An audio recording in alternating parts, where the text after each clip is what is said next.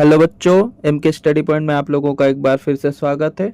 आज के इस वीडियो में कबीरदास के दूसरे पद का अर्थ सहित सप्रसंग व्याख्या करेंगे, समझेंगे कि इसमें जो है कबीरदास जी क्या बताना चाहते हैं। इससे पहले कबीरदास के पहले पद की जो है वीडियो अपलोड कर दी गई है, जो कि आपको चैनल पे ही प्लेलिस्ट में क्लास 12 सेमेस्टर 3 के नाम से मिल जाएगा। आप जाकर उसे देख लें। और साथ ही साथ जो है इससे पहले कबीरदास के साखी का भी पार्ट 1 और पार्ट 2 दो जो है वीडियो अपलोड कर दिया गया है। तो स्टूडेंट्स चलते हैं, हम लोग देखते हैं कि कबीरदास अपने दूसरे पद के माध्यम से क्या बताते हैं। दूसरा पद है, चला हंसा वह देश जहाँ पिया बसे चिच्चोर, सूरत सुहागिन है पनिहारिन भरे ठाड़ बिंडोर, बही देसुआ बादर न उमड़े रिमझिम बरसे में, चौबारे में बैठ रहो ना जा भीजहूँ निर्देह, बही देसुआ नित्य पूर्णिमा कबहू न होए अंधेर, एक सूरज कै कबन बतावे कोटिन सूरज उजेर। बच्चों कुछ कठिन शब्दार्थ देख लेते हैं। हंसा यानी हंस पक्षी, जिसको जीवात्मा भी कह सकते हैं। वा देश मतलब उस देश। पिया परमात्मा को कहा गया है, ठीक है, जो प्रियतम होते हैं। चित्चोर मतलब होता है मन को आकर्षित करने वाला या मन को चुराने वाला, ईश्वर को कहा गया है। सूरत सुहागिन, सूरती मतलब होता है ध्यान या फिर चेतना। सुहागिन जो है सुहागिन स्त्री के बारे में बात किया गया। पनिहारिन यानी पानी भरने वाली। ठाड़े मतलब खड़े होकर। बिंडोर मतलब बिना डोर के। वही देशवा मतलब उस देश। बादर मतलब बादल हो जाएगा। बरसे यानी बारिश। मेह मतलब प्रेम हो जाएगा यानी आध्यात्मिक प्रेम। चौबारे मतलब हो जाएगा बैठक, जिसको शरीर भी कह सकते हैं, शरीर रूपी बैठक। भीजहूं मतलब भीगना हो जाएगा। निर्देह का मतलब होता है बिना शरीर के, अर्थात आत्मा का भीगना। कबन मतलब हो जाएगा कब या फिर कौन। कोटिन मतलब हो जाएगा करोड़। उजेर मतलब उजाला या प्रकाश। तो चलते हैं स्टूडेंट्स, समझने की कोशिश करते हैं कि कबीरदास अपने पद के माध्यम से क्या कहना चाहते हैं। प्रसंग, साधक के आत्मा का परमात्मा से मिलन की जो आध्यात्मिक यात्रा है, उसका चित्रण यहाँ पर कबीरदास जी ने किया है।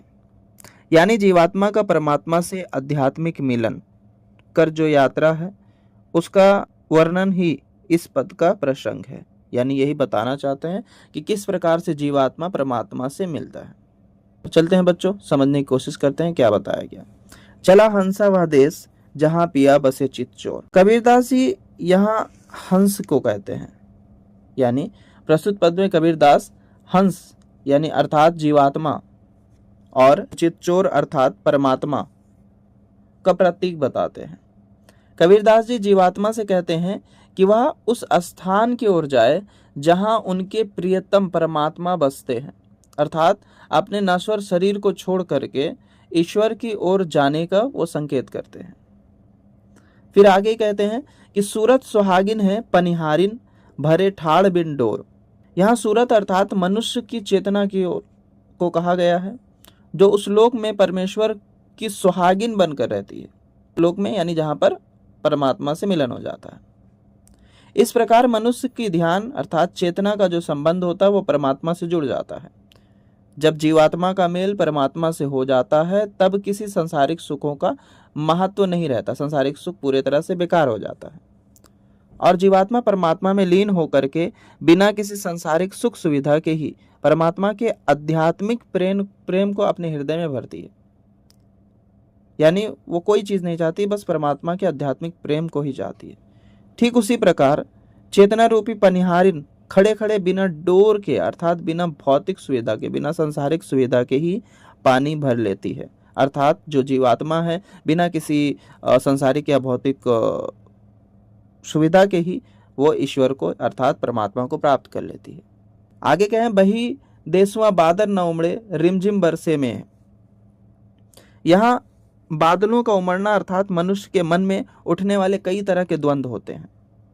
और रिमझिम वर्षा अर्थात होता है आध्यात्मिक ज्ञान की वर्षा, अर्थात परमात्मा की प्रेम रूपी वर्षा। जिस लोक में आत्मा परमात्मा अर्थात जीवात्मा परमात्मा से मिलता है, उस लोक में बादल नहीं उमड़ते हैं, रिमझिम प्रेम की वर्षा होती है।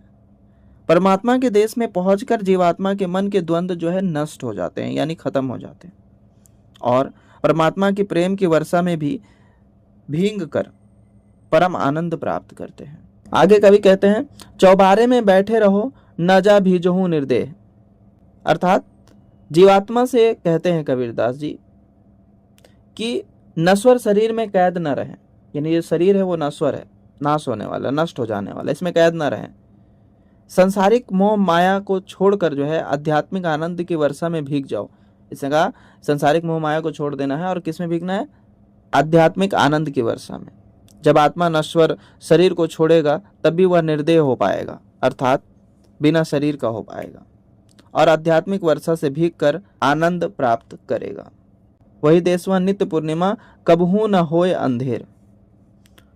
जिस देश में जीवात्मा और परमात्मा मिल जाते हैं, उस देश में जहाँ ईश्वर का निवास है वहाँ दिन रात पूर्णिमा रहती है, अर्थात ज्ञान रूपी प्रकाश हमेशा फैला रहता है। वहाँ कभी अंधेरा नहीं होता है, अर्थात वहाँ मोह माया नहीं होता है, जिस कारण वह स्थान आध्यात्मिक ज्ञान के प्रकाश से हर समय प्रकाशित रहता है। एक सूरज कै कवन बतावे कोटिन सूरज उजेर।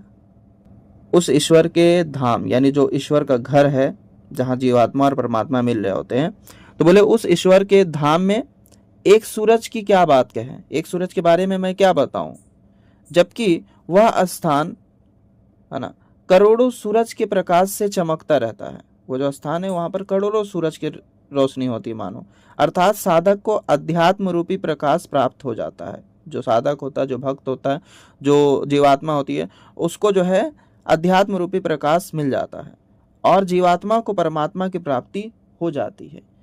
तो उस देश में जो है रोशनी होती है, प्रकाश होता है। एक सूरज नहीं, कोटिन अर्थात करोड़ों सूरज के बराबर होता है।